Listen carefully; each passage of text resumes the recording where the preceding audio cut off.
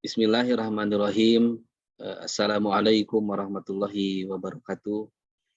Alhamdulillahirabbil alamin alladzi khalaqal mauta wal hayata liyabluwakum ayyukum ahsanu amala wa huwal azizul ghafur. Asyhadu an la ilaha illallah wa asyhadu anna Muhammadar Rasulullah. Allahumma shalli ala sayyidina Muhammad wa ala ali sayyidina Muhammad.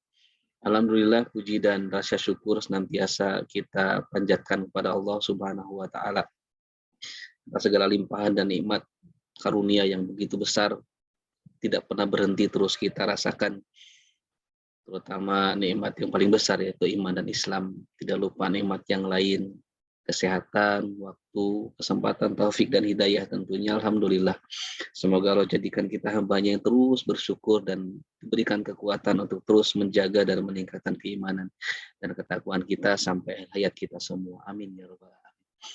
Salawat dan salam semoga senantiasa dilimpahkan kepada junjungan kita semua, suri tauladan uswatun hasanah, makhluk yang agung dan tersempurna, yang tercinta, yang termulia, Nabi besar Muhammad Sallallahu Alaihi Wasallam, juga pada para keluarga dan sahabatnya, pada para tabiin, tabiin sampai pada seluruh pengikutnya, yang mudah-mudahan kita semua yang hadir pada malam hari ini digolongkan Allah sebagai umat yang istiqomah sampai pada seluruh umat hingga akhir zaman. Amin ya rabbal alamin.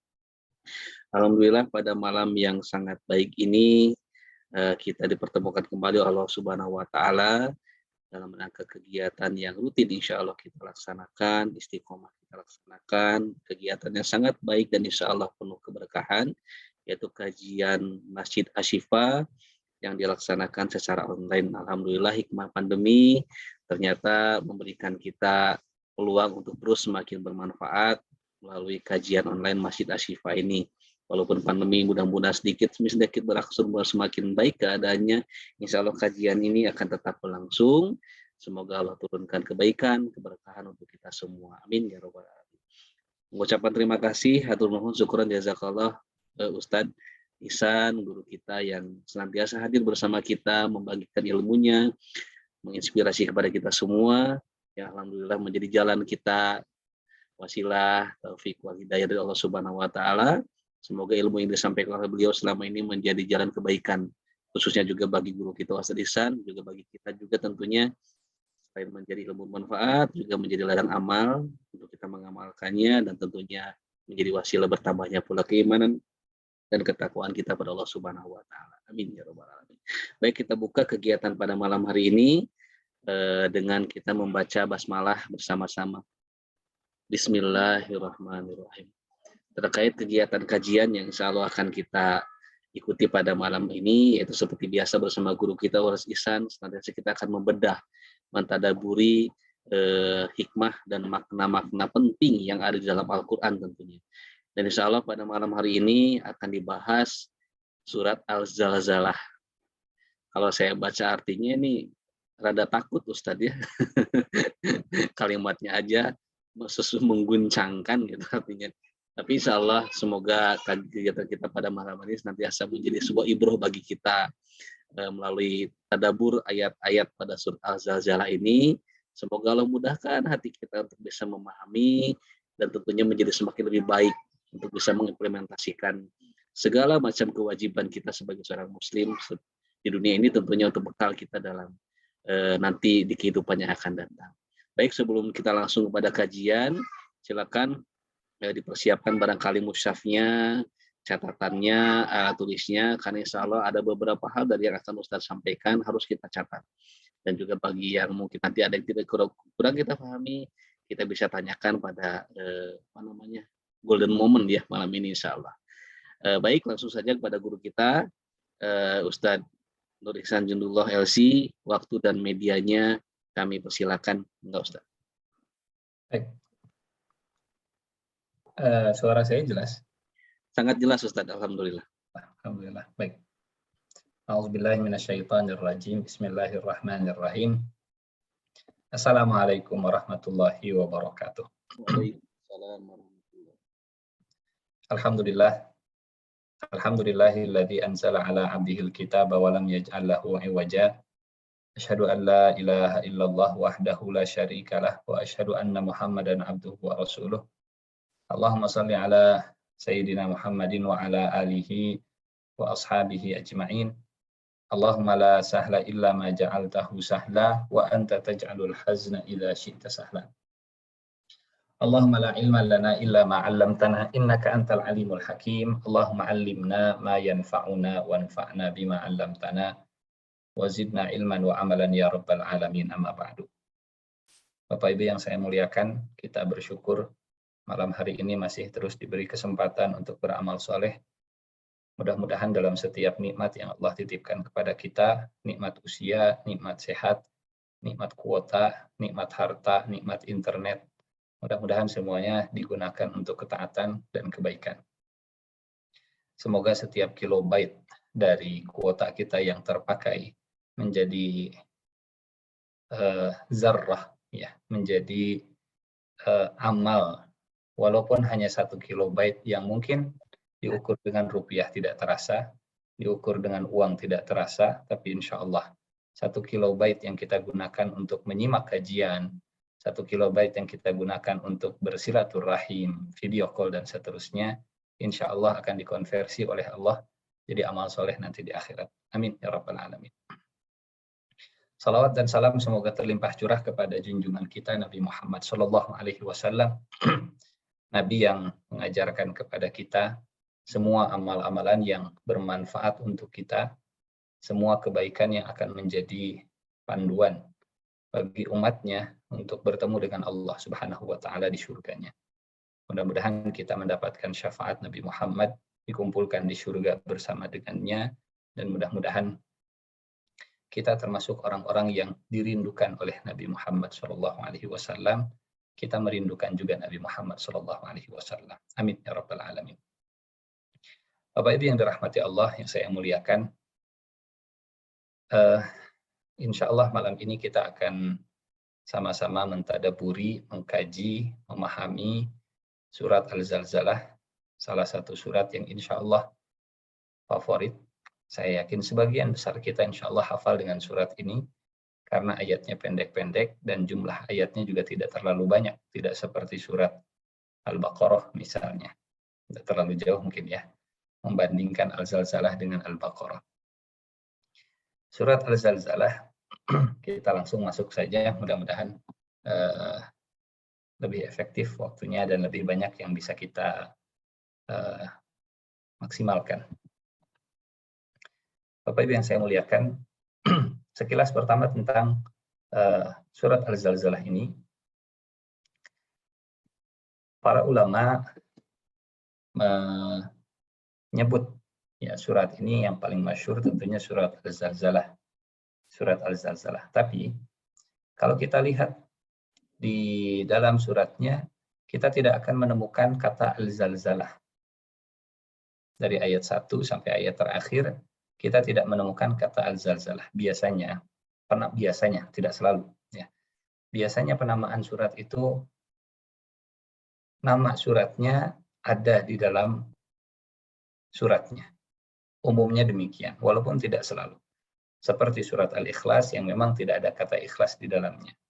Seperti surat Al-Fatihah yang tidak ada kata Fatihah di dalamnya. Surat Al-Zalzalah, yang ada di dalam surat Al-Zalzalah adalah zilzal.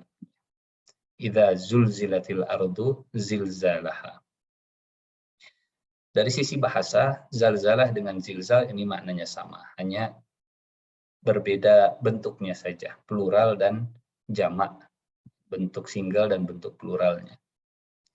Sehingga Imam Bukhari, perawi hadis, menyebut surat ini surat Al-Zilzal, Az-Zilzal ya, bukan Az-Zilzal, Al-Zilzal. Al-Zalzalah atau Al-Zilzal. Ada juga ulama yang kemudian menyebut nama suratnya surat Idza Zulzilat, karena setidaknya setiap surat itu punya 2 nama. Yang pertama nama yang termaktub, yang kedua awal kata dari setiap surat itu menjadi nama. Dinamakan surat Amma Yatasa'alun atau surat An-Naba. Disebut juga surat Baro'ah atau surat At-Taubah karena awal ayatnya Baro'atum minallah dan seterusnya. Ini yang pertama terkait dengan nama. Surat Tabbat atau surat Al-Masad sama, atau surat Al-Lahab gitu. Di dalamnya ada Abu Lahab, kata Al-Lahab, di dalamnya juga ada Al-Masad, di dalamnya juga ada kata Tabbat, surat Tabbat. Surat Iqra. Surat apa itu Iqra? Surat Al-Alaq. Iqra bismi rabbikal ladzi khalaq. Karena kata awalnya Iqra. Surat Kulhu. Nah, Kulhu. Qul huwallahu ahad. Itu surat Al-Ikhlas. Ini namanya. Yang kedua tentang jumlah ayatnya, yang masyhur 8 ayat. Ada juga ulama yang menyebut surat Al-Zalzalah ini 9 ayat. Karena di ayat 6 terbagi menjadi 2. Yauma idzi yasdurun nasu ashtata. Nah, itu satu ayat. Liyurau a'malahum. Itu ayat yang ke-7. Sehingga ayat yang ke-8-nya faman ya'mal misqala dzarratin khairan yarah. Ayat yang ke-9-nya faman ya'mal misqala dzarratin syarran yarah. 8 ayat, 9 ayat. Yang berikutnya, yang ketiga, tentang asbabun nuzul. Asbabun nuzul, sebab kenapa surat ini turun. Sekilas kita akan melihat tidak ada perbedaannya, hanya masalah tempat saja. Kalau kata Ibnu Mas'ud, ini sebab turunnya karena dialog 2 orang Madinah. Kata Ibnu Katsir, kata Ibnu Abbas, sebab turunnya surat karena dialog orang Mekah. Apa yang membedakan? Kalau dialog orang Madinah, berarti surat ini menjadi surat Madaniyah. Surat yang turun setelah Rasulullah SAW hijrah. Jadi statusnya adalah surat Madaniyah, termasuk surat Madaniyah. Tapi kalau yang berdialog adalah 2 orang Mekah, maka surat ini adalah surat Makkiyah. Nah, saya lebih cenderung ke pendapat para ulama yang menyebut bahwa surat Al-Zalzalah ini adalah surat Makkiyah. Karena pendek-pendek ayatnya, kemudian berirama ujung ayatnya, ya, huruf terakhirnya, ujung ayatnya, dan kandungannya tentang keimanan kepada hari kiamat, yang seringkali surat-surat Makkiyah didominasi dengan surat yang isinya adalah tentang keimanan kepada hari akhir, keimanan atau cerita-cerita, kisah-kisah, dan seterusnya. Jadi dialog 2 orang Madinah atau dialog 2 orang Mekah yang mereka mengabaikan dosa kecil dan mereka juga meremehkan infak yang sedikit. Jadi apa-apalah, kecil ini bukan termasuk dosa besar, tidak termasuk perbuatan yang syirik, tidak durhaka kepada Allah, tidak durhaka kepada Rasulullah, hanya yang kecil-kecil saja. Nanti yang ditimbang oleh Allah, yang dilihat oleh Allah, yang menjadi sebab masuk surga adalah amal-amal yang besar. Amal yang kecil, amal yang remeh, itu nggak usah dianggap, biasa-biasa saja. Sehingga Allah Subhanahu wa Ta'ala kemudian mengingkari, membantah, menurunkan surat Al-Zalzalah, membantah bahwa yang dihitung oleh Allah hanya yang besar-besar, yang dianggap oleh Allah hanya yang besar-besar, yang kecil-kecil tidak dianggap. Ya, di akhir surat Al-Zalzalah, prinsip ini kemudian disampaikan tentang prinsip tanggung jawab, mabda mas'uliyah, prinsip tanggung jawab terhadap setiap amal, yang besar ataupun yang kecil, semuanya akan dipertanggungjawabkan, semua akan diperlihatkan. Sehingga tidak mengabaikan dosa sekecil apapun dan tidak meremehkan amal soleh sekecil apapun. Ini sekilas tentang surat Al-Zalzalah.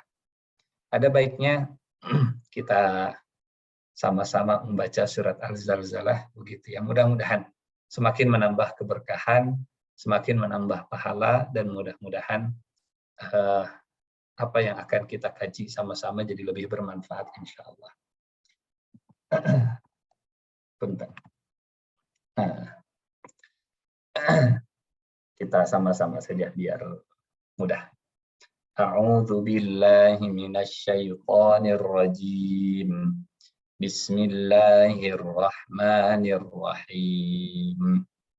Idza zulzilatil ardu zilzalaha wa akhrajatil ardu athqalaha wa qalal insanu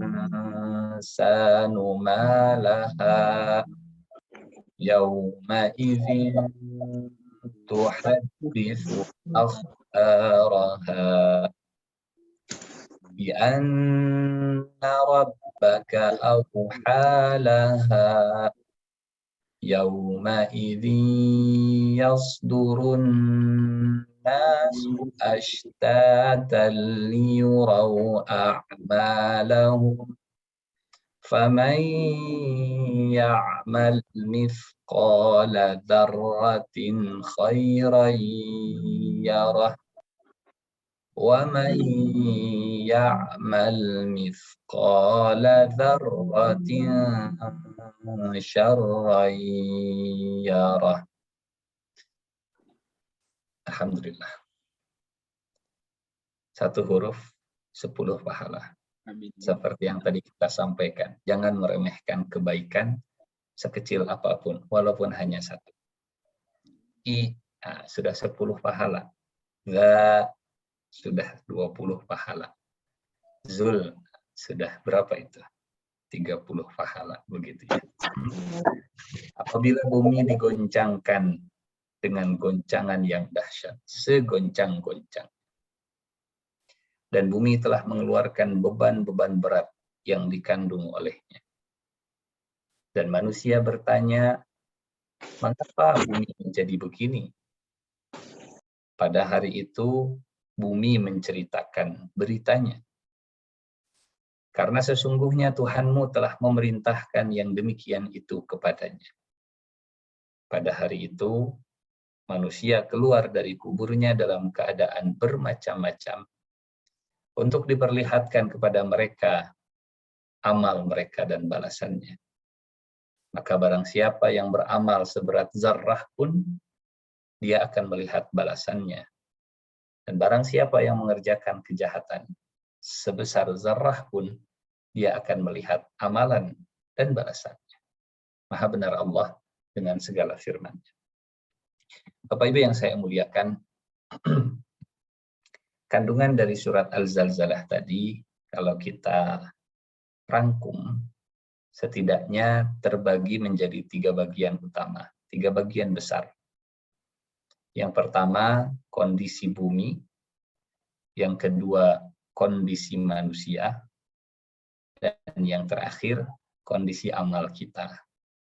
Endingnya, surat Al-Zalzalah adalah tentang introspeksi, evaluasi, muhasabah amal kita. Sehingga kalau tujuannya sudah kita pahami, mudah-mudahan ada aplikasi dari pemahaman surat Al-Zalzalah. Apa sih? Apakah tujuannya itu hanya sekedar wawasan semata? Ternyata bukan hanya sekedar wawasan, bukan hanya sekedar informasi. Tujuannya adalah memperhatikan kondisi amal kita. Dampak dari pemahaman dan kajian surat Al-Zalzalah adalah perhatian terhadap amal kita. Apa kabar amal kita malam hari ini? Bapak Ibu yang dirahmati Allah Subhanahu wa taala, yang pertama tentang kondisi bumi, kemudian kondisi manusia. Ini hal yang menarik karena hakikatnya kita dan bumi ini satu kesatuan. Allah menciptakan kita dari tanah yang ada di bumi. Secara fisik, jasad kita aslinya dari tanah yang setiap hari kita injak. Meskipun kehidupan atas diri kita itu karena ruh yang Allah tiupkan dari langit sana. Sehingga nanti kita akan melihat antara bumi dan manusia itu ada ikatan emosional, gitu ya. Ada hubungan yang sangat erat. Bahkan boleh jadi mungkin kandungan yang ada di tubuh manusia selaras dengan kandungan yang ada di dalam bumi. Zat-zat yang ada di dalam bumi sama seperti zat yang ada di dalam tubuh manusia. Makanan yang diperlukan oleh tubuh manusia pun harus berasal dari makanan yang tumbuh dari bumi. Kondisi bumi yang Allah sebutkan di surat Al-Zalzalah ini tersebar dalam 4 ayat. Ayat 1, 2, 4, dan 5. Kemudian kondisi manusia tersebar ada di ayat 3 dan ayat ke-6. Kondisi amal di ayat 7 dan ayat 8. Apa saja kondisi bumi di 4 ayat ini? Pertama, tentang gempa besar. Yang kedua, isi perut bumi yang dikeluarkan akibat dari gempa besar tadi. Yang ketiga, komunikasi antara bumi dengan manusia. Cerita bumi kepada manusia. Dan yang keempat, tentang wahyu Allah kepada bumi. Kita akan bahas bahwa bumi pun menerima wahyu. Tapi, apakah wahyu bumi itu seperti wahyu kepada Nabi? Apakah wahyu bumi itu seperti wahyu kepada para rasul? Atau wahyu itu punya ragam makna di dalam Al-Quranul Karim? Ini yang pertama. Yang kedua, kondisi manusia dalam surat Al-Zalzalah ini Allah gambarkan dalam 2 ayat. Yang pertama, monolog manusia dengan dirinya sendiri. Wa qalal insanu ma laha. Dan manusia berkata, ada apa yang terjadi dengan bumi? Ini dialog atau monolog ya, manusia dengan dirinya sendiri. Sehingga pertanyaannya bukan waqalal insanu malaki, tapi malaha. Kalau kita lihat dari sisi bahasa Arab, ya, kalau bertanya kepada orang kedua, maka pertanyaannya akan malaka atau malaki. Kalau laki-laki, laka. Kalau ke perempuan, laki. Kalau ke orang ketiga, malahu atau malaha. Malahu itu, ada apa dengan dia? Laki-laki. Kalau ke perempuan, malaha. Ada apa dengan dia? Yang perempuan. Nah, saat itu, kondisi manusia ketika terjadi gempa bumi yang sangat dahsyat, kalimat yang terucap adalah malaha. Ada apa dengan bumi?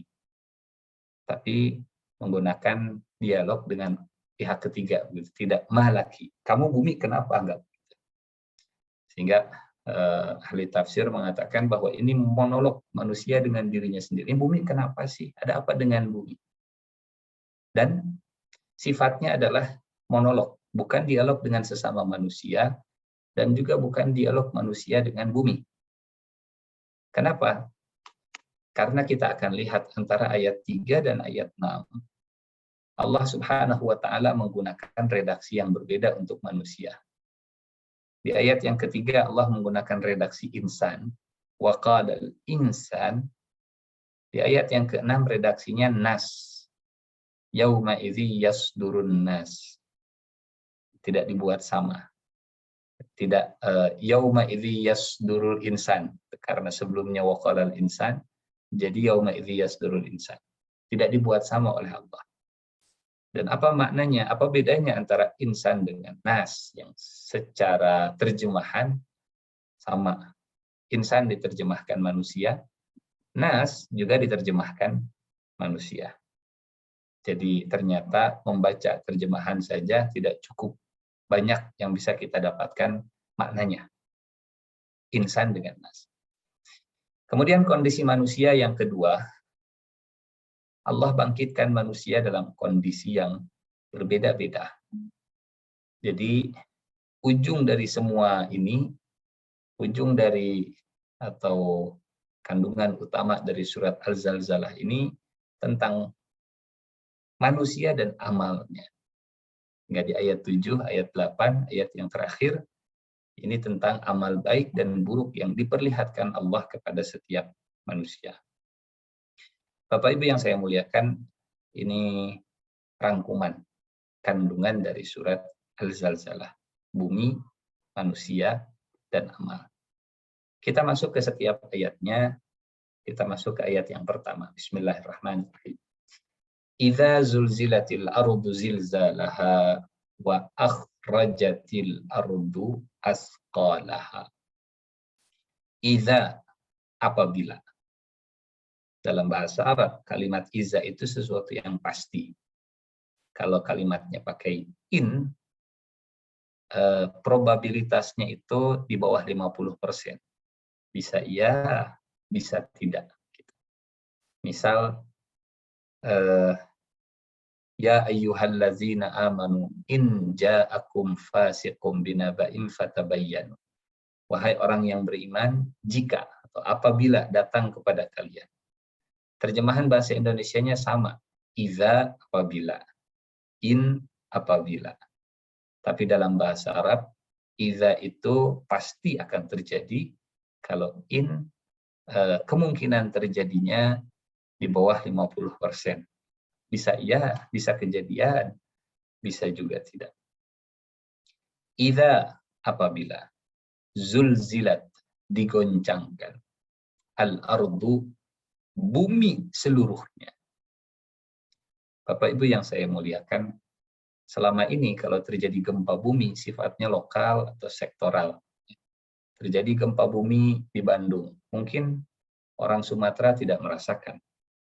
Terjadi gempa bumi sampai terjadi tsunami di Aceh. Kita yang di Bandung tidak merasakan. Terjadi gempa bumi di Turki misalnya belakangan ini, kemarin ya beberapa bulan yang lalu, kita di Bandung alhamdulillah tenang-tenang saja. Terjadi lini atau gempa kecil kemarin di Bandung misalnya. Di Pekanbaru mereka tidak bisa merasakan. Tapi kalau yang gempa itu al-ard, satu bumi yang gempa. Jadi bukan idza zulzilatil Bandung zilzalaha. Idza zulzilatil Jawa Barat zilzalaha. Levelnya gempa ini bukan lagi lokal, bukan lagi kota, bukan sektoral, ya, tapi levelnya satu bumi semuanya berguncang, diguncangkan. Idza zulzilatil ardu. Dan kalau saya lupa berapa skala Richter dulu ketika terjadi gempa bumi di Aceh. Kalau saya tidak salah 9. Tolong dikoreksi. 9 skala Richter saja sudah mengakibatkan banyak korban. Padahal hanya di satu titik. Air kemudian jadi tumpah, tsunami, rusak di mana-mana. Padahal gunung tidak bergerak. Gunung belum meletus. Hanya air tumpah, kemudian lempengnya yang bergerak, kemudian manusia, orang-orang saat itu pagi hari sedang main di pantai, tersapu tsunami. Bayangkan kalau dengan gempa seluruh bumi, air kemudian meluap, tsunami di mana-mana, bahkan Allah Subhanahu wa Ta'ala menegaskan goncangannya, kerasnya goncangannya itu diulang 2 kali. Zulzilat zilzalaha. Apabila bumi digoncang dengan segoncang-goncangnya. Dan ini penekanan, penguatan dalam bahasa Arab, mengulang satu kata kerja dengan masdar yang menunjukkan kesungguhan, keseriusan, kedahsyatan. Idza zulzilatil ardu zilzalaha. Dalam surat Al-Hajj, ayat kedua, Allah Subhanahu wa Ta'ala menggambarkan seperti apa kedahsyatannya, seperti apa peristiwa guncangan bumi kalau ini sudah terjadi. Di surat Al-Hajj ayat kedua, A'udzu billahi minasyaitonir rajim. Bismillahirrahmanirrahim. Agak nge-lag laptop saya, mohon maaf. Ya ayyuhan nasu taqu rabbakum inna zalzalatas sa'ati syai'un 'azim. Yauma tarawnaha tazhalu kullu murdi'atin 'amma arda'at wa tad'u kullu zati hamlin hamlaha wa taran nasa sukara wa ma hum bisukara walakinna 'adzaballahi syadid. Gambaran tentang dahsyatnya gempa bumi di hari kiamat nanti, kata Allah, kalian akan melihat semua wanita yang menyusui kemudian tinggalkan anaknya, dilemparkan bayinya, dia lalai dengan menyusui anaknya. Anaknya yang sedang nangis pun ditinggalkan. Nggak peduli lagi dengan tangisan bayi. Padahal setiap orang tua yang mendengarkan bayinya kelaparan, walaupun lagi ngantuk pasti memaksakan diri untuk bangun. Walaupun capek kalau melihat anaknya, bayinya nangis, memaksakan diri. Walaupun sedang lapar, memaksakan diri untuk menyusui. Tapi kalau sudah gempa hari kiamat, tazhalu kullu murdi'atin amma arda'at. Ditinggalkan, dibuang, diabaikan. Semua susu, semua bayi yang sedang menyusui. Anak-anaknya ditinggalkan. Yang kedua, wa tada'u kullu zati hamlin hamlaha.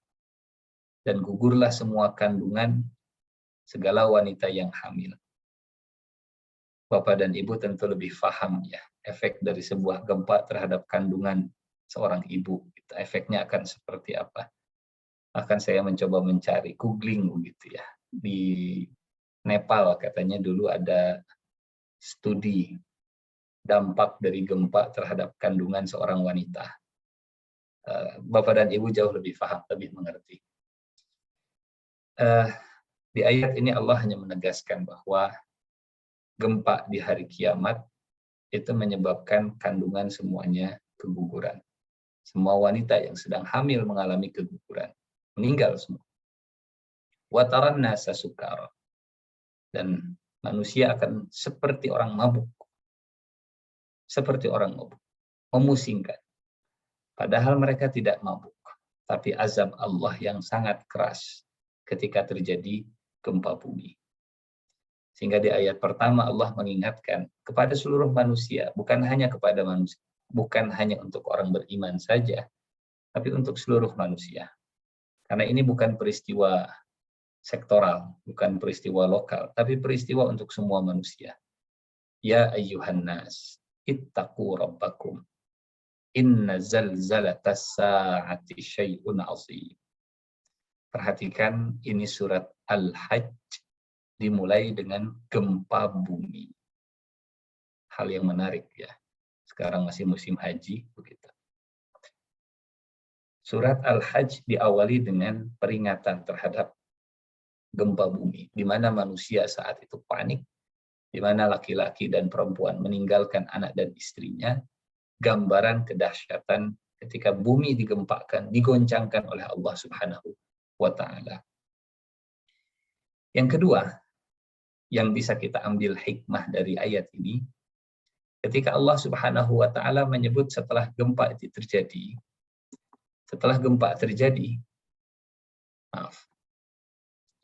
wa akhrajatil ardu athqalaha, dan bumi mengeluarkan semua beban-beban yang ada di dalamnya. Semua kandungan yang ada di perut bumi ketika terjadi goncangan yang hebat, semuanya dimuntahkan.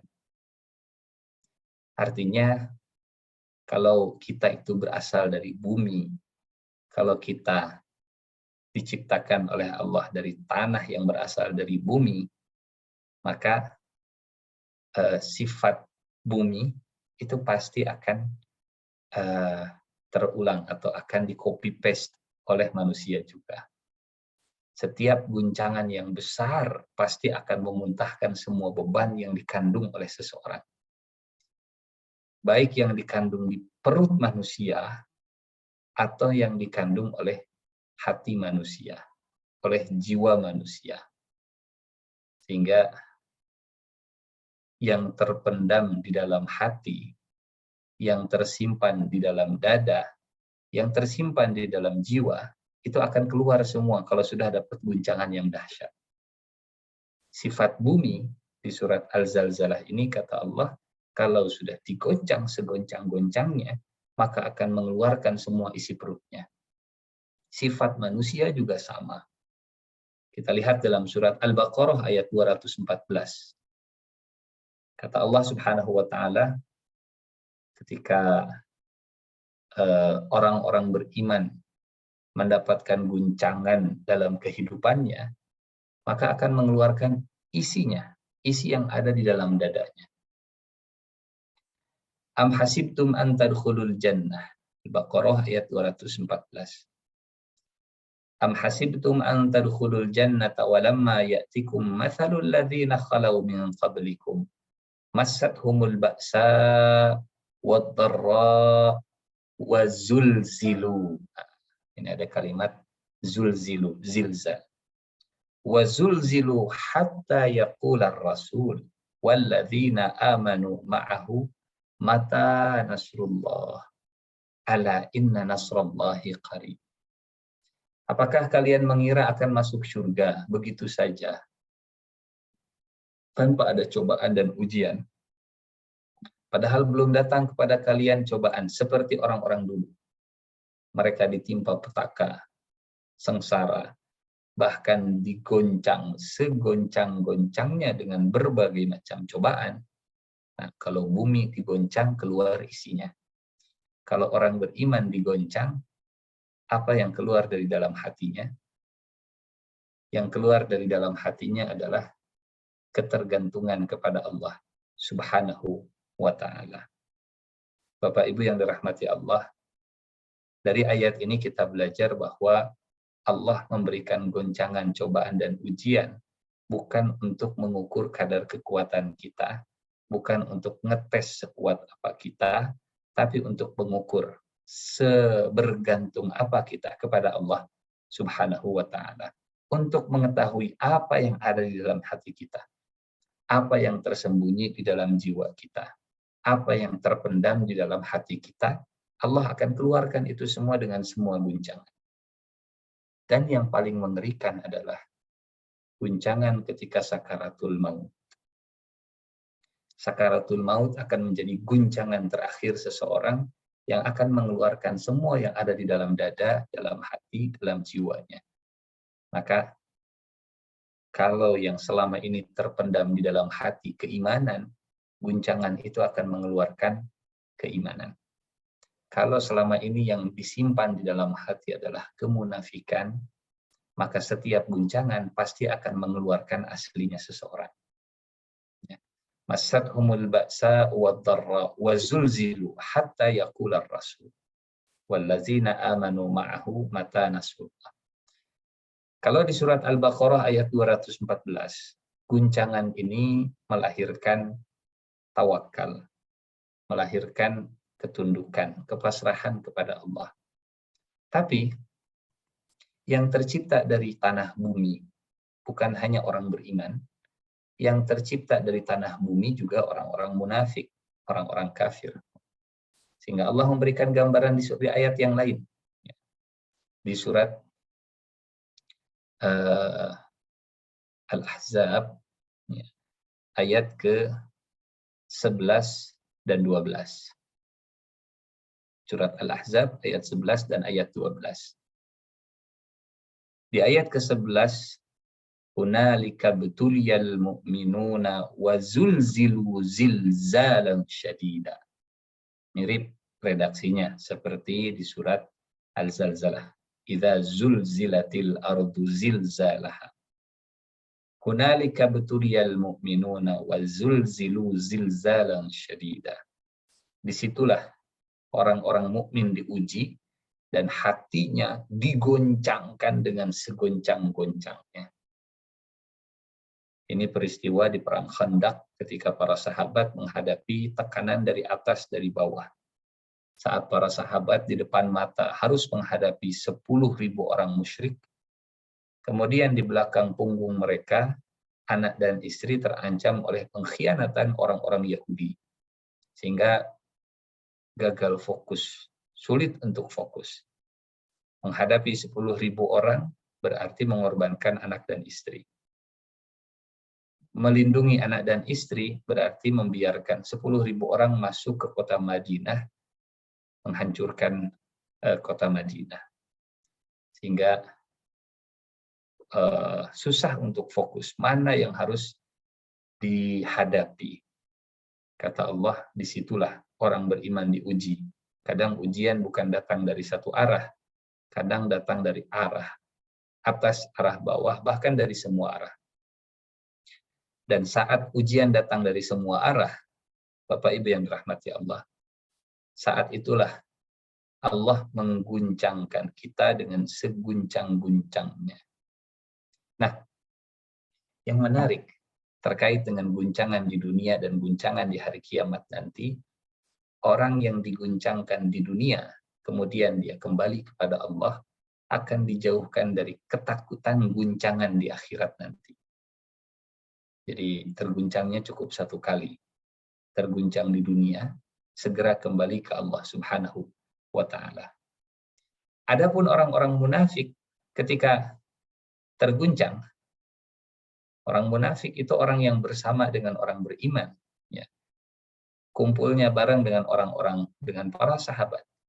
Tapi saat ada guncangan, lihat seperti apa isi hati orang-orang munafik di ayat ke-12.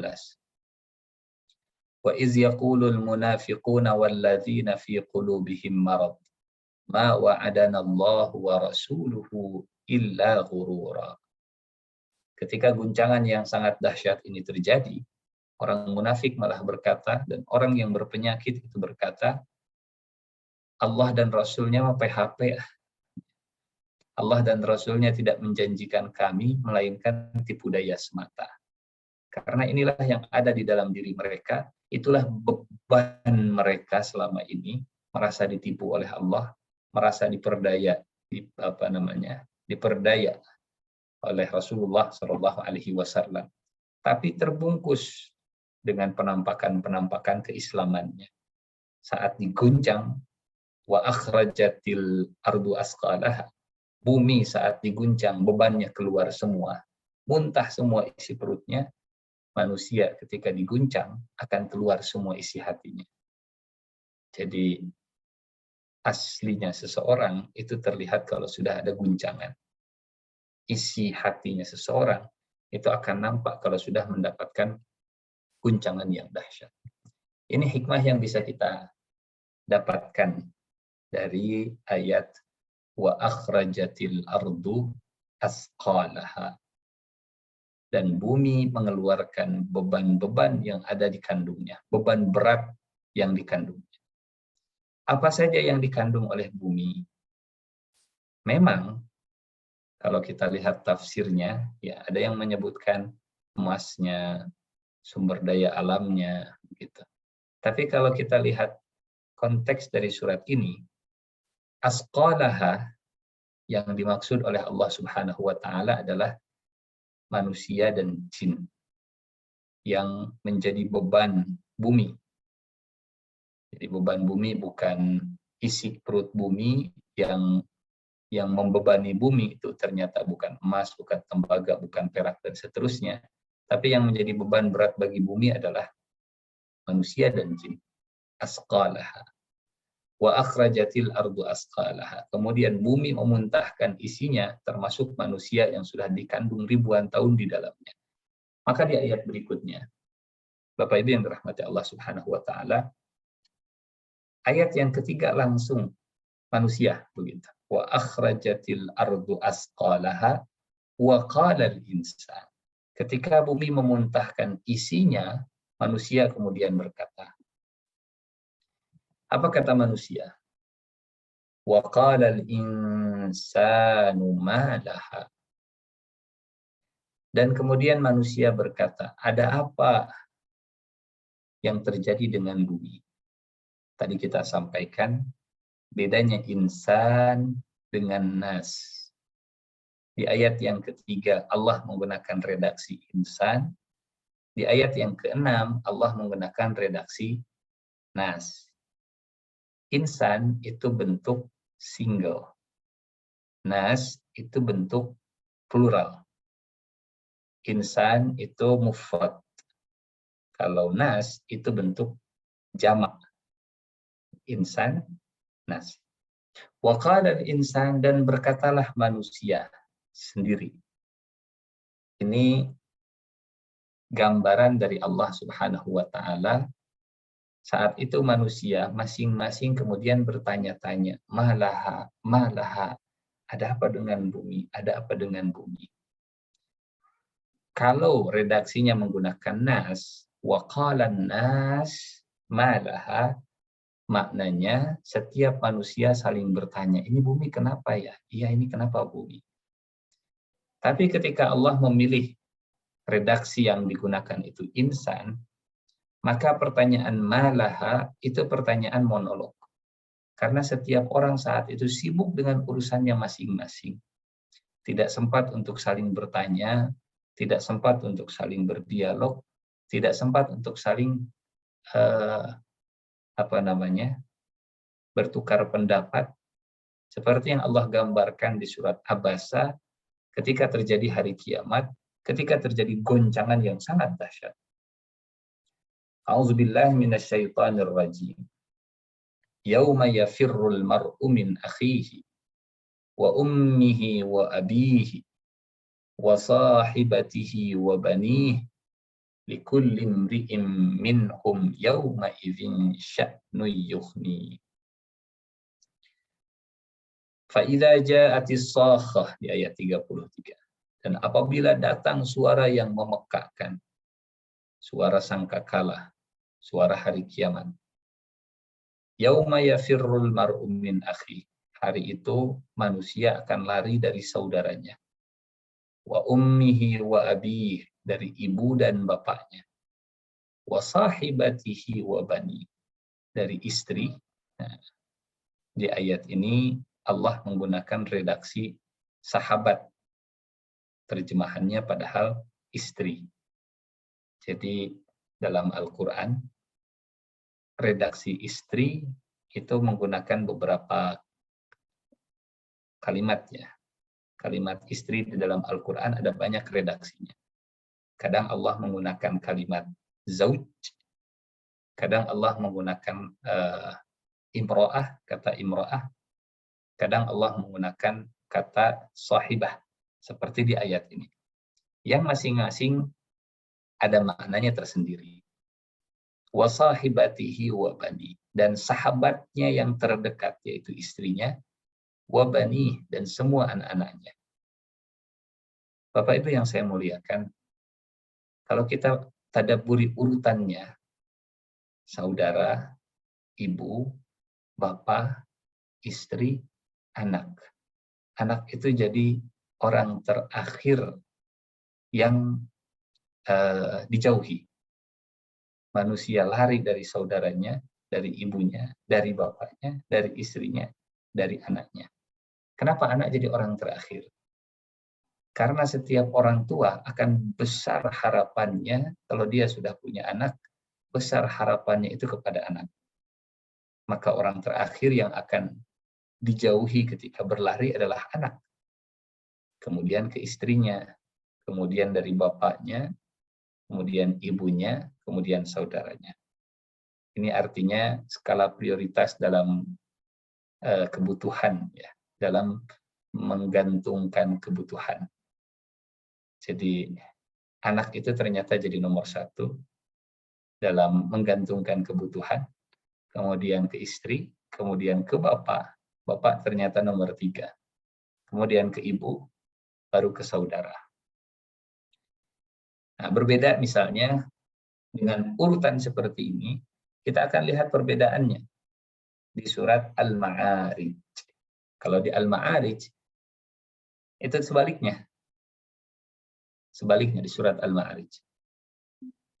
Yawaddul mujrimu law yaftadi min azab yawmi izin bibanihi wa sahibatihi wa akhihi wa fasilatihi allati tuwihi. Sedang mereka saling memandang, orang-orang kafir ingin kalau dia bisa menebus dari azab itu dengan anak-anaknya, dengan istrinya, dengan saudaranya, dengan keluarganya, kemudian dia selamat sendirian. Dan dengan orang yang ada di atas bumi, dia ingin korbankan, yang penting dia bisa selamat. Siapa orang pertama yang akan jadi bahan tebusannya? Anaknya sendiri. Saking ingin selamatnya, bahkan anaknya pun dia korbankan. Yang penting cepat selamat. Kemudian istrinya, saudara, dan seterusnya. Jadi, Masya Allah. Kalau kita tadabburi di Al-Quran tentang urutan penyebutan, itu jadi hikmah dan jadi ilmu tersendiri, begitu ya, Masya Allah. Nah, Bapak Ibu yang dirahmati Allah Subhanahu wa taala, setiap orang sibuk dengan urusan masing-masing. Wa qalal insanu ma laha. Sehingga kalau pengen masing-masing itu nanti di akhirat. Di dunia mah urusannya bukan masing-masing. Di dunia itu kita bareng-bareng. Nafsi-nafsi itu nanti di akhirat. Di dunia mah ibadahnya berjamaah, ngajinya bareng-bareng, sholat juga bareng-bareng, begitu. Kalau pengen sibuk dengan urusan masing-masing, itu nanti ada tempatnya. Di akhirat baru urusannya masing-masing. Bahkan dalam surat Al-Fatihah yang pernah kita kaji sama-sama, Al-Fatihah itu mengajarkan kita bareng-bareng. Na'budu, nasta'in. Hanya kepada Engkau kami menyembah, dan hanya kepada Engkau kami memohon pertolongan. Doanya juga ihdina, bukan ihdini. Bimbing kami, bukan bimbing saya. Karena urusan dunia, di dunia kita lebih baik bersama-sama. Di akhirat pasti akan masing-masing sibuk dengan urusannya masing-masing. Kemudian yang kedua, hikmah yang bisa kita ambil dari ayat berikutnya adalah tentang kekuasaan Allah yang membuat bumi bisa berkomunikasi. Yauma idzin. Pada hari itu, pada hari ketika manusia bertanya-tanya, bumi kemudian berbicara. Tuhaddisu, ya, menyampaikan hadisnya, menyampaikan pembicaraannya. Yauma idzin tuhaddisu akhbaraha. Pada hari itu bumi akan menyampaikan kabarnya.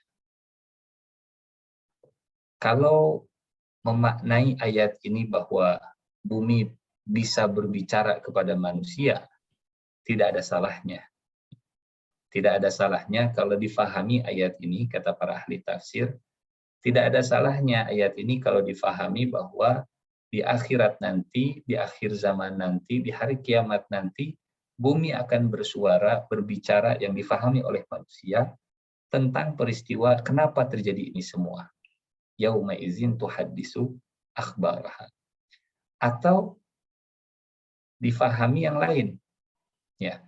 Mungkin bumi tidak berbicara difahami oleh manusia seperti kita berdialog, berkomunikasi sesama manusia. Tapi rusaknya bumi, hancurnya bumi, gempa bumi, itu bahasa bumi. Ya, jadi kalau misalnya longsor, bumi itu sebenarnya sedang berbicara dengan longsor, memberikan kabar bahwa manusia itu terlalu zalim kepada ibunya, kepada bumi, pada tanahnya. Tuhaddisu akhbaraha. Bisa dimaknai denotatif atau dimaknai konotatif. Kalaupun dimaknai secara denotatif bahwa bumi itu bisa berbicara, bisa berkomunikasi, kuasa Allah lah yang membuat bumi bisa berkomunikasi. Seperti yang Allah firmankan di surat Fussilat, jangankan bumi, bahkan Allah Subhanahu wa taala sanggup. Allah berkuasa. Nah, Allah sanggup menjadikan bumi dan selain bumi untuk berbicara. Wa qalu li juludihim. Manusia itu mereka akan ngobrol dengan kulitnya sendiri. Wa qalu li juludihim lima syahidtum alaina. Kenapa kalian menjadi saksi yang memberatkan kami? Kenapa kalian selama di dunia selalu bersama-sama, selama di dunia selalu mendukung, ya, kulit mulusnya seseorang, gantengnya seseorang, itu menjadi pendukung manusia ketika di dunia. Kalau manusia nggak ada kulit, mungkin kita juga nggak berani untuk tampil di depan publik. Jadi saat kulit di akhirat mereka bersaksi memberatkan manusia ngobrol dengan kulitnya. Lima syahidtum alaina. Kenapa kalian menjadi saksi yang memberatkan kami? Kenapa kalian bisa ngomong? Qalu, kata kulit, antaqanallahu allazi antaqa kulla syai'. Allah yang menjadikan segala sesuatu bisa berkata-kata. Kami dibuat bisa berkata-kata itu oleh Allah Subhanahu wa taala. Dan Allah bisa membuat segala sesuatu berkata-kata. Bahkan Bapak Ibu yang dirahmati Allah, ada hadis tentang akhir zaman. Kata Nabi, ini jangankan di akhirat nanti, jangankan di hari kiamat nanti, bahkan sebelum hari kiamat, menjelang akhir zaman, ada banyak kemampuan komunikasi atau ada banyak hal yang kemudian bisa berkomunikasi dengan manusia. Kata Nabi, tidak akan terjadi hari kiamat sampai seseorang itu bisa berdialog dengan ujung sendalnya sendiri, ujung sepatunya itu bisa berbicara dengan manusia, ujung saut itu cambuk, ujung cambuk manusia itu bisa berkomunikasi, bisa berdialog. Bahkan paha manusia bisa menyampaikan apa yang dilakukan oleh keluarganya saat dia keluar rumah. Hadis sahih. Hadis sahih. Jadi teknologi komunikasi itu akan semakin berkembang. Teknologi komunikasi itu akan semakin dahsyat menjelang akhir zaman. Paha akan bisa menyampaikan perbuatan anggota keluarga saat dia pergi keluar rumah. Ujung sepatu manusia itu bisa berdialog dengan manusia. Dan ini terkait dengan ujung sepatu yang bisa berdialog dengan manusia. Ada ulama hari ini, belakangan ini, yang kemudian menyebutkan bahwa hari ini sudah ada teknologi GPS ya, yang dipasang di ujung sepatu menggantikan tongkat untuk orang yang tunanetra. Jadi di ujung sepatunya ada kamera, di ujung sepatunya ada GPS, kemudian dipasang ke telinga yang tunanetra itu alat komunikasi. Sehingga ketika dia berjalan, nggak perlu lagi megang tongkat, tapi kamera atau ya teknologi yang ada di ujung sepatunya, yang ditempel di ujung sepatunya, yang memberitahukan jalan. Belok kanan, belok kiri, lurus, dan seterusnya. Ada ulama yang mengatakan inilah yang disampaikan oleh Rasulullah SAW. Akhir zaman itu manusia akan bisa berdialog atau ujung sendal atau ujung sepatunya akan mengajak berkomunikasi dengan manusia. Allahu a'lam bishawab. Entah nanti seperti apa. Apakah tentang paha yang bisa, paha setiap orang itu bisa menjadi sumber informasi, seperti apa teknologinya, Allahu a'lam bishawab. Yang pasti, antaqanallah allazi antaqa kulla syai'. Kalau ada sesuatu yang bisa berkomunikasi, itu karena Allah yang memberikan kuasa kepadanya. Bahkan orang yang mati sekalipun, mereka bisa menyampaikan, ya, berkomunikasi dengan kematiannya, dengan bukti-bukti kematiannya. Orang mati memang tidak bisa berbicara, tapi bekas sebab kematiannya itu bisa berkomunikasi kepada manusia. Wallahu a'lam. Kemudian yang berikutnya, Bapak Ibu yang dirahmati Allah Subhanahu wa taala. Yauma idzin tuhaddisu akhbaraha bi anna rabbaka auhalaha. Bahwa Tuhanmu auhalaha, telah memberikan wahyu kepada bumi. Perintah kepada bumi. Auha itu memberi wahyu. Muncul pertanyaan, apakah wahyu yang diterima oleh bumi sama seperti wahyu yang diterima oleh Nabi? Kata para ahli tafsir, kata para ulama, ada dua jenis wahyu. Yang pertama wahyu takwini, yang kedua wahyu tasyri'i. Kalau wahyu yang sifatnya takwini, makhluk itu tidak bisa memilih nggak bisa mengikuti wahyu atau tidak mengikuti wahyu. Nggak bisa memilih. Pasti akan mengikuti wahyu yang Allah berikan. Itu wahyu takwini. Adapun wahyu tasyri'i, wahyu yang bisa dipilih untuk diikuti atau ditolak. Tapi setiap pilihan akan ada konsekuensinya. Nah, wahyu yang diterima oleh Nabi itu wahyu tasyri'i. Wahyu yang kemudian memberikan syariat, ini halal, ini haram, ini mubah, ini diikuti, ini amal soleh, ini amal buruk, dan seterusnya. Sehingga ada pilihan, tapi dalam setiap pilihan ada konsekuensinya. Sebagai contoh misalnya, dalam surat An-Nahl ayat ke-68, Allah Subhanahu wa Ta'ala memberikan wahyu kepada lebah. Ya. Redaksinya, Bapak Ibu yang dirahmati Allah, redaksinya itu pakai kata wahyu. Wa auha, dan Allah memberikan wahyu. Rabbuka, Tuhanmu memberikan wahyu ilan nahli, kepada lebah. Dan Tuhanmu mewahyukan kepada lebah. Apakah lebah dengan ini setelah menerima wahyu jadi nabi, jadi utusan Allah, karena sudah menerima wahyu? Nah, ini bukan wahyu yang sama seperti yang diterima oleh nabi, seperti yang diterima oleh rasul. Ini wahyu takwini, wahyu yang lebah itu tidak bisa memilih mau ikut atau enggak ikut. Wa auha rabbuka ilan nahli an ittakhidhi minal jibal buyuta wa minasy syajar wa mimma ya'rishun. Buatlah sarang wahai lebah di bukit, di pohon, atau di tempat yang dibuat oleh manusia. Maka sarang lebah nggak akan jauh dari tiga hal ini. Lebah mengikuti wahyu dari Allah Subhanahu wa Ta'ala. Yang terbaik memang lebah gunung, ya, madu gunung, kemudian madu hutan, baru madu ternak. Karena urutan yang Allah sebutkan juga demikian. Di bukit, di pohon, di tempat yang dibuat oleh manusia.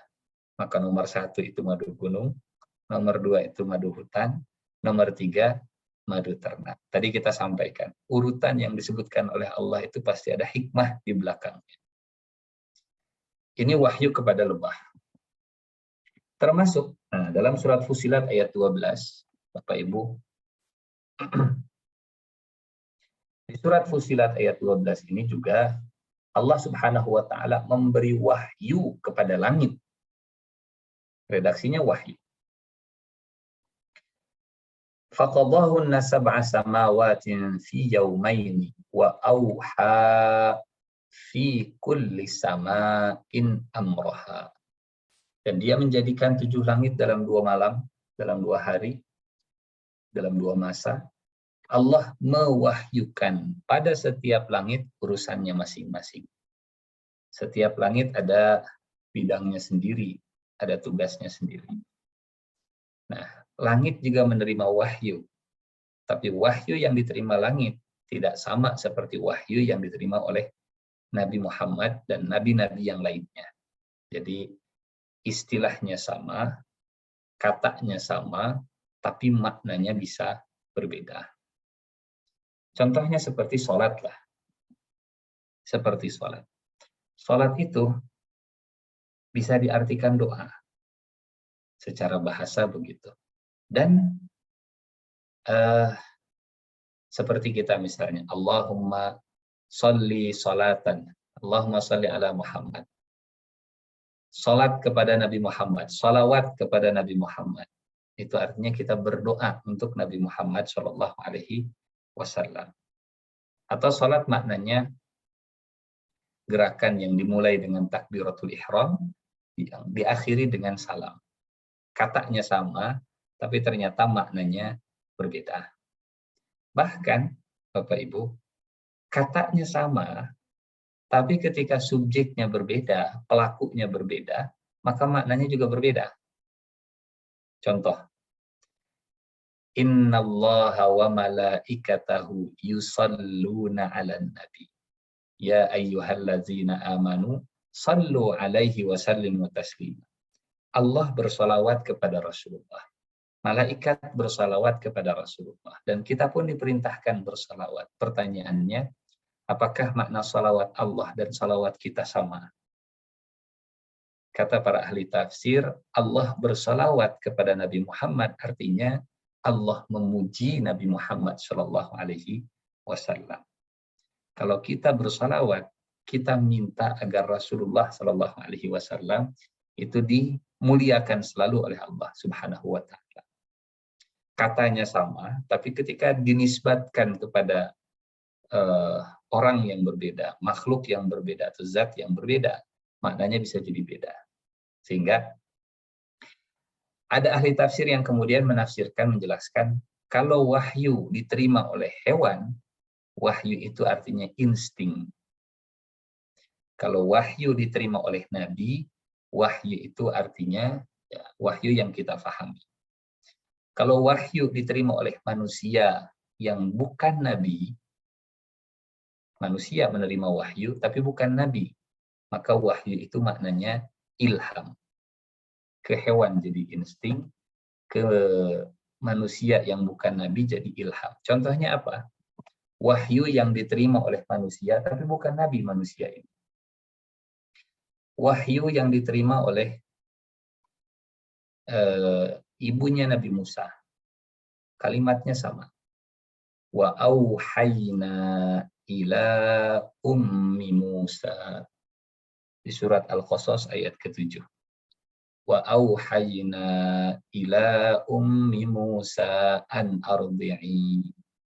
Secara bahasa, wa auhayna, kami wahyukan ila ummi Musa, kepada ibunya Musa, an ardi'i, agar menyusui bayinya. Tapi ini bukan wahyu kenabian, ini bukan wahyu kerasulan, ini wahyu ilham. Ya. Ibunya Musa bukan nabi, ibunya Musa bukan rasul, karena nabi dan rasul itu laki-laki. Ini wahyu ilham. Ke lebah, wahyu insting. Ke nabi, wahyu tasyri', wahyu syariah.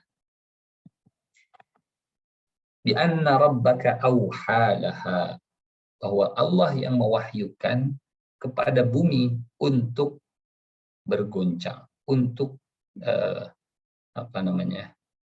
gempa, bergoyang sekencang-kencangnya, sedahsyat-dahsyatnya.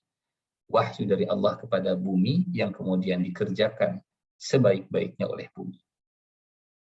Bagian yang terakhir, pertama kondisi bumi, yang kedua kondisi manusia, dan bagian terakhir yang paling utama, kandungan paling utama dari surat Al-Zalzalah ini adalah kondisi amal manusia, kondisi amal kita. Yauma idzi yasdurun nasu ashtatan liyuraw a'malahum. Faman ya'mal misqala dzarratin khairan yarah wa man ya'mal misqala dzarratin syarran yarah. Ketika kita dibangkitkan, saat semua manusia dibangkitkan, kata Allah, ashtatan, dibangkitkan dalam kondisi yang bermacam-macam. Apa saja bermacam-macamnya itu? Ada yang dibangkitkan dalam keadaan mukmin, dalam keadaan kafir. Ada yang dibangkitkan dengan jalan tegak, ada yang kepalanya di bawah.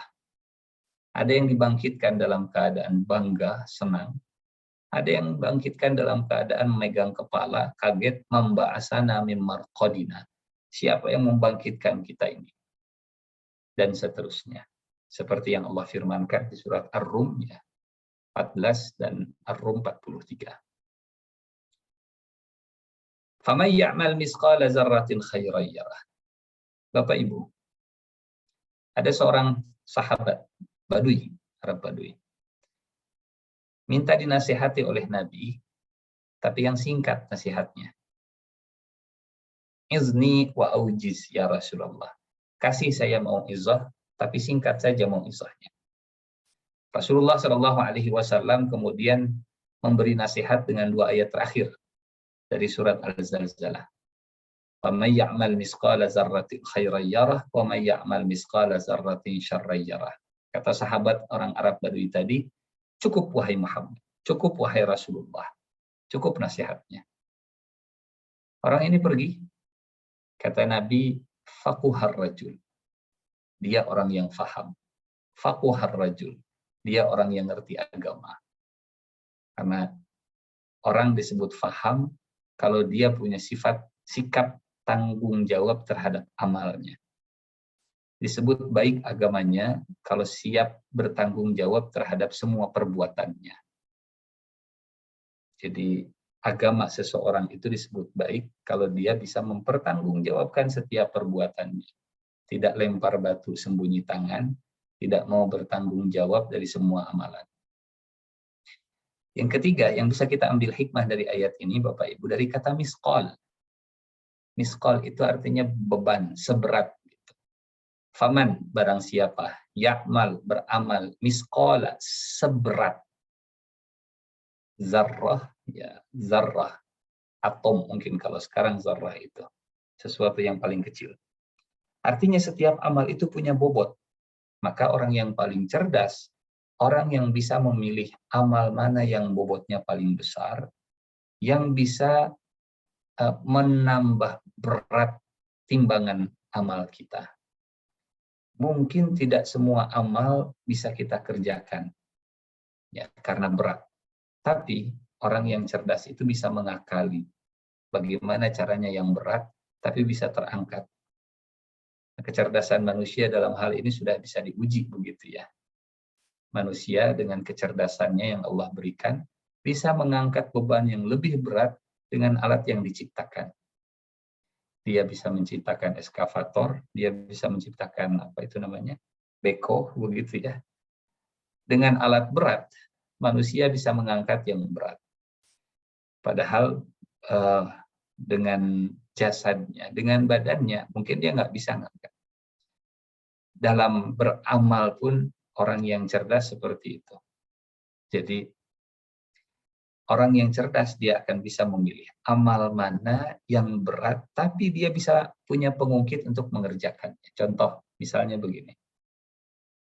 Kalau memang untuk berangkat umroh, dia tidak mampu. Padahal bobot berumroh itu dahsyat luar biasa.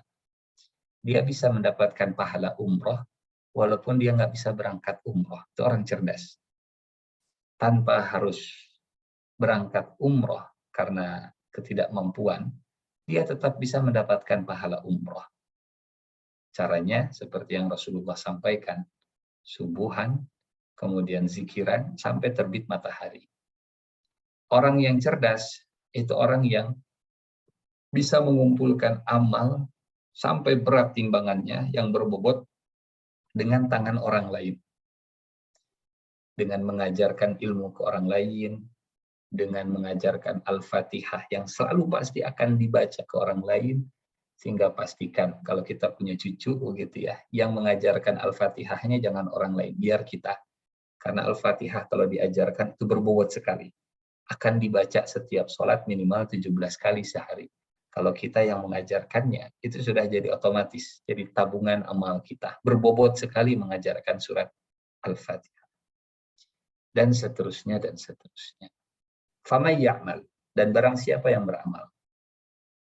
Amal ini baik amal hati, amal lisan, atau amal anggota badan. Karena setiap masing-masing ada, ya masing-masing anggota tubuh kita, masing-masing dari setiap bagian dari jasad kita, dari fisik kita, dari diri kita, semua ada amalnya sendiri. Amal hati dengan ikhlas, amal hati dengan ridho, dengan qanaah, amal lisan dengan zikir, ya, mengajar, begitu, berbagi ilmu, mengucapkan kata-kata yang baik, membahagiakan dengan kata-kata yang baik, dan seluruh anggota tubuh juga ada amalnya masing-masing.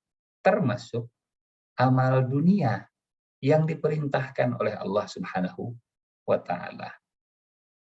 Bapak Ibu, ini menarik sekali, sangat menarik, dalam surat Al-Hajj ayat 77.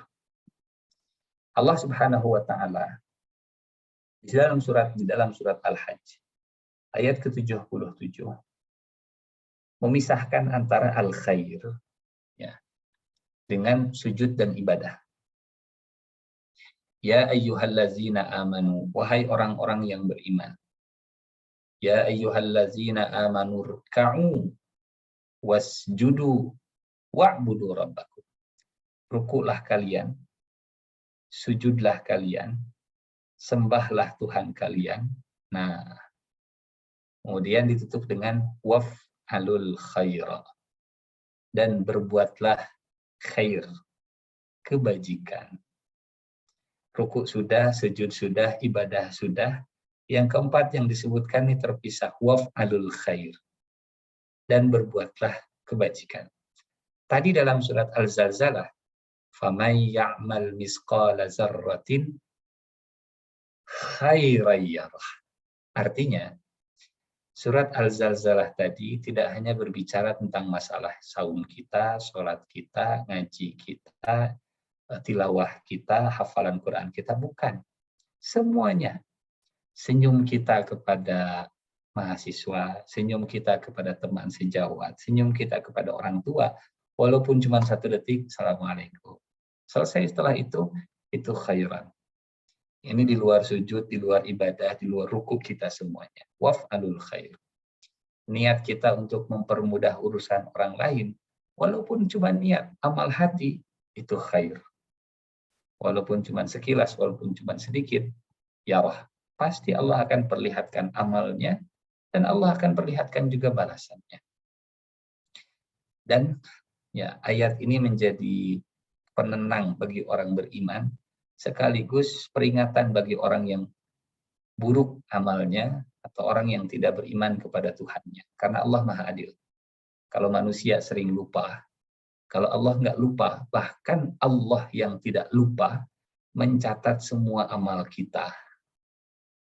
Kita yang lupa, kita nggak pernah nyatat amal. Allah yang nggak pernah lupa, Allah perintahkan malaikat untuk mencatat amal. Sehingga Bapak Ibu yang dirahmati Allah, karena akhir, ujung, ending, dan puncak makna dari surat Al-Zalzalah ini tentang setiap amal itu pasti akan diperlihatkan oleh Allah. Maka mudah-mudahan mulai saat ini dan seterusnya, mudah-mudahan kita tidak lagi meremehkan amal baik sekecil apapun. Kata Nabi, bahkan engkau berjumpa dengan saudaramu dengan wajah yang senyum. La tahqiranna minal ma'rufi syai'an walau antalqa akhaka biwajhin taliq. Janganlah engkau meremehkan kebaikan walaupun engkau menjumpai saudaramu dengan wajah yang tersenyum. Dan juga jangan meremehkan keburukan sekecil apapun.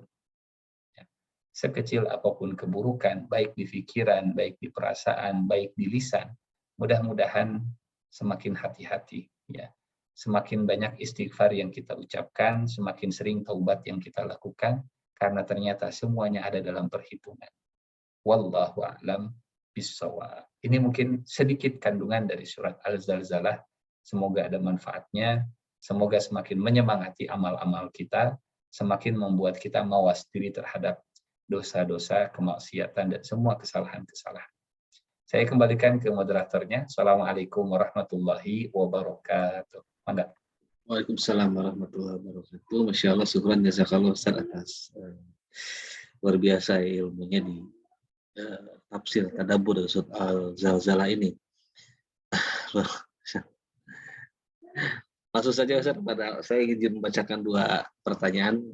Tapi yang pertama ini dari Ibu Lita ini, quotes katanya. Allah mengguncang kita dan berbagi ujian bukan untuk melihat apa kita mampu untuk mengatasi, tapi untuk melihat seberapa besar ketergantungan kita kepadanya. Tadi udah disampaikan oleh Ustaz barangkali ini. Nah, yang kedua dari Bu Yuniarti nih, tentang mungkin ini ada korelasi dengan tadi Ustaz sampaikan di surat Abasa terkait manusia sibuk dengan urusan masing-masing sehingga meninggalkan family dan orang-orang penting dalam hidupnya. Beliau bertanya, izin bertanya, di dunia bisa bersama-sama ibadahnya, di akhirat masing-masing, ibu lari dari anaknya, suami lari dari istri. Apabila suami istri mempunyai amalan terbaik, apakah suami istri bisa dipertemukan di akhirat? Dan kita berdoa ingin dikumpulkan dalam satu surga. Tetapi kalau ada amalan keburukan di salah satunya barangkali, apakah di penghujungnya nanti akan dapat dikumpulkan kembali di surga, Ustaz? Itu mungkin barangkali. Selama keluarga itu beriman, peluang masuk surganya tetap ada. Jadi kunci surga itu iman. Adapun langsung atau tidaknya masuk surga, itu di amal. Jadi kalau beriman, pasti masuk surga. Tapi langsung atau tidak masuk surga, itu nanti di amal. Kalau amal solehnya banyak, berat, ya beban amal solehnya, timbangan kebaikannya banyak, insya Allah langsung masuk surga. Kalau tidak, ada dua. Kalau diampuni oleh Allah, maka dia masuk surga. Kalau enggak diampuni oleh Allah, dan Allah menginginkan dibersihkan dulu, maka dia akan dibersihkan di api neraka. Setelah bersih, dia pasti akan dimasukkan ke surga. Sekecil apapun keimanan seseorang di dalam hati, pasti akan dimasukkan ke dalam surga. Gitu. Jadi, kalau masuk neraka itu, kalau masuk surga itu selama-lamanya, abadi selama-lamanya. Kalau masuk neraka, ada yang selama-lamanya, ada yang lama, tapi tidak selama-lamanya. Yang selama-lamanya orang-orang yang nggak beriman. Yang lama, tapi tidak selama-lamanya, orang mukmin yang amal solehnya lebih sedikit daripada amal salahnya yang tidak diampuni oleh Tuhannya. Jadi tetap bisa. Pertanyaannya apakah bakal kumpul di satu surga yang sama? Insya Allah. Karena suami dan istri itu punya syafaatnya. Allah mengumpulkan mereka di dunia dalam rumah tangga, Allah juga akan kumpulkan mereka di surga di rumah tangga yang sama. Yang penting jadi ahli surga. Yang penting jadi ahli surga. Seperti itu mungkin. Wallahu a'lam bishawab. Baik. Sudah terjawab, sangat jelas sekali ya pertanyaan. Pertanyaan ya seperti yang saya sependapat dengan Ibu Lita ini memang kajian tadabbur bersama Ustaz Ihsan memang sangat komprehensif sekali bahwa ketika kita mengkaji satu surat itu selalu dijelaskan dengan ayat-ayat yang ada di dalam Quran itu sendiri. Jadi memudahkan kita untuk bisa memahami apa yang disampaikan oleh Ustaz Ihsan. Tadi sepakat juga Ibu Lita menyampaikan detail banget kajiannya. Alhamdulillah, syukur Ustaz. Baik, selanjutnya sebelum ditutup kita ada waktu barangkali 5 menit sebelum ditutup dengan doa. Maka jika ada pertanyaan langsung dituliskan saja melalui chat. Jika tidak ada pertanyaan kita mungkin akan langsung tutup saja dengan doa. Silakan, kita masih ada waktu. Ini mungkin Ustaz dari surat Al-Zalzalah ini erat kaitannya tidak usah dengan surat Al-Qari'ah di mana di situ juga disampaikan ayatnya tentang timbangan amal baik dan amal buruk dan catatan amal diberikan sebelah kiri dan sebelah kanan. Betul. Jadi bismillahirrahmanirrahim. Secara umum surat-surat yang ada di juz 30 memang banyak berbicara tentang keimanan. Baik keimanan kepada Allah termasuk keimanan kepada hari kiamat. Karena dua hal ini yang jadi penekanan utama.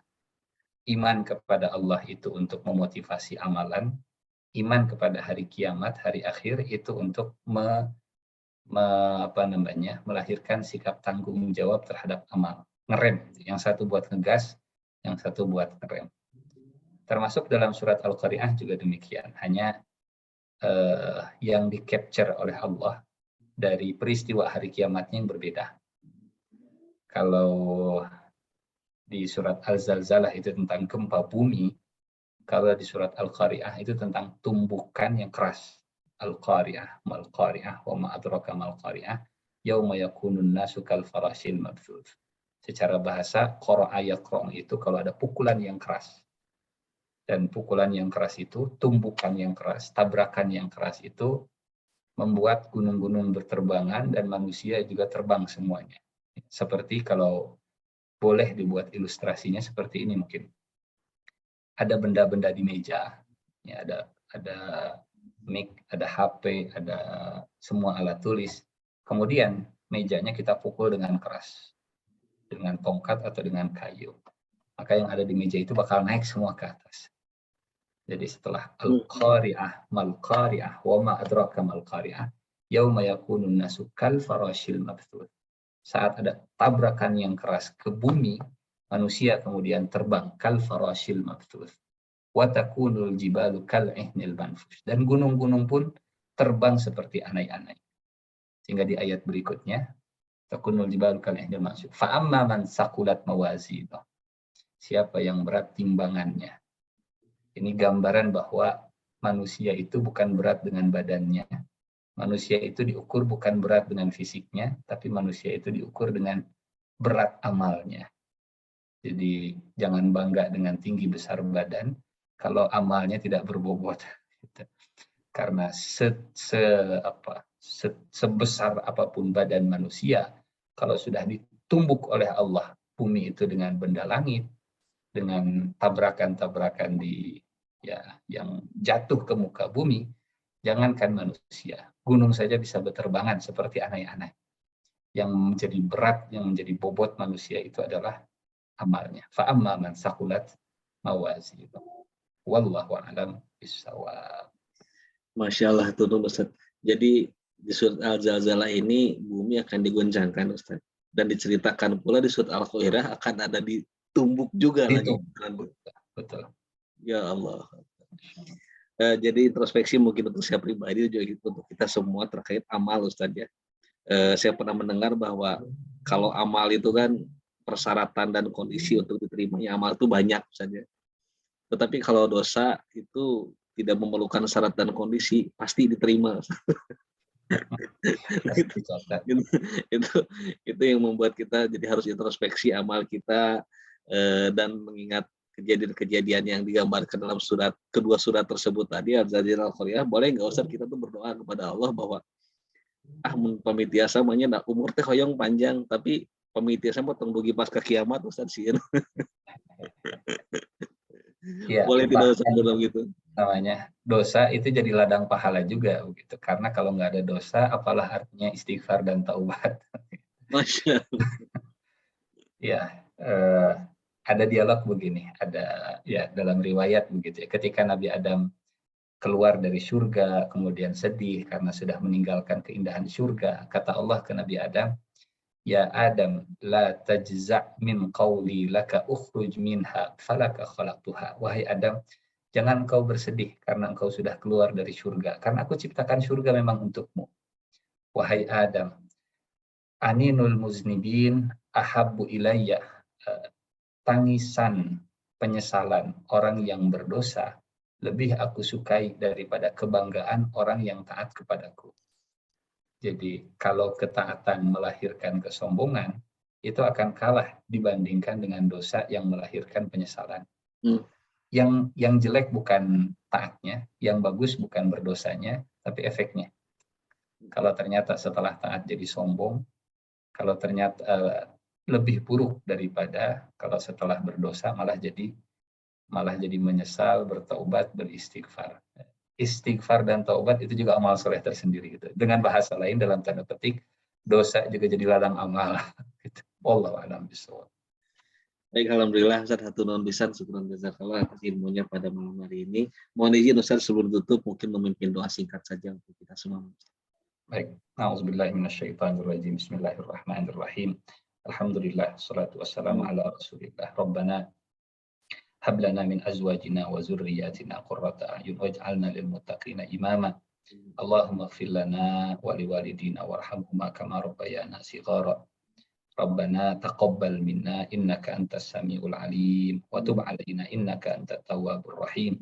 Rabbana atina fid dunya hasanah wa fil akhirati hasanah wa qina adzabannar. Wa sallallahu ala sayyidina Muhammadin wa ala alihi wa sahbihi wa sallim. Walhamdulillahi rabbil alamin. Amin. Amin. Hatunun pisan atas kuliahnya pada malam hari ini. Syukran jazakallah khairan. Hasanah jaza di dunia akhirat. Membuat sedih kajian pada malam hari ini. Hatunun Ustaz, juga terima kasih pada para jamaah sekalian yang telah bergabung pada malam hari ini. Semoga kajiannya betul-betul memberikan sebuah cerminan, sebuah ibroh untuk kita semua tentang apa yang pasti akan terjadi di dunia ini. Entah apa kita akan mengalami atau tidak, namun itu ibrohnya adalah semua kita menjadi semakin lebih baik, lebih siap, dan semakin mengevaluasi amal-amal kita Amin. semakin baik. Dan semoga juga apapun amal buruk yang mungkin pernah kita lakukan juga semoga menjadi ladang pahala lah. Mudah-mudahan seperti yang saya sampaikan tadi, semakin kita menjadi membuat bertaubat, meminta ampun kepada Allah Subhanahu wa taala. Dan juga kita berdoa nanti kalaupun nanti kita di akhirat sana, mudah-mudahan amal baik kita lebih berat timbang daripada amal buruk. Amin ya rabbal alamin. Atur nuhun kasadayana, syukran jazakumullah khairan. Mohon maaf atas segala kekurangannya. Insyaallah kita bertemu pada hari-hari yang akan datang. Insya Allah kalau tidak ada perubahan, Ustaz Tony Abdul Fattah akan bergabung bersama kita. Kita tutup kegiatan kita pada malam hari ini dengan doa kifaratul majelis. Subhanakallahumma wa bihamdika, asyhadu an la ilaha illa anta, astaghfiruka wa atubu ilaik. Alhamdulillahirabbil alamin. Billahi taufiq wal hidayah. Wassalamualaikum Waalaikumsalam warahmatullahi wabarakatuh. Nuhun Pak Ustaz, nuhun semuanya. Waalaikumsalam.